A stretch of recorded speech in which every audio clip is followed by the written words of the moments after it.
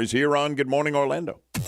And now for our weekly look at legal issues in the news with our in-house legal expert, Attorney Tom Olson. This is Olson on Law. Al Inspector here, and every Tuesday and Thursday at this time, we do bring you Olson on Law with veteran Orlando attorney Tom Olson. Good Tuesday morning, Tom.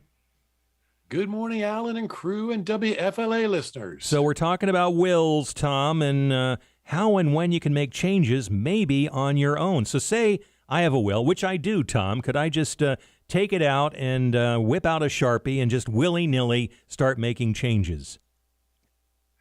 Alan, years ago, I did a will for a lady, and she left $1,000 to each one of her grandkids.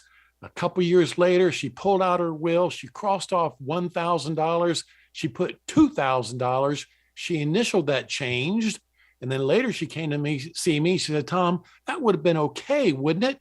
And I said, no, any change to the body of your will must be done with the same formality as when you signed it, meaning there be at least two witnesses to that change. Yeah, she should have called you first.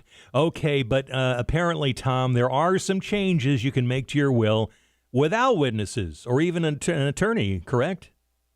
That's right. Florida law allows you to make reference to a separate handwritten list disposing of personal property, things like guns, jewelry, coin collections, and cars. And so the beauty of that list is you can add or subtract from it any time that you want to without any witnesses or notary. And remember, it's limited to personal property only, no cash, no real estate. It's good to know for all the guns and jewelry I have laying around my condo. Now, you've talked before, Tom, about how often kids argue with each other when mom and dad pass away. I suppose a list like that could help them avoid some arguments. Yeah, usually mom only has one wedding ring, and guess what? All the kids want it.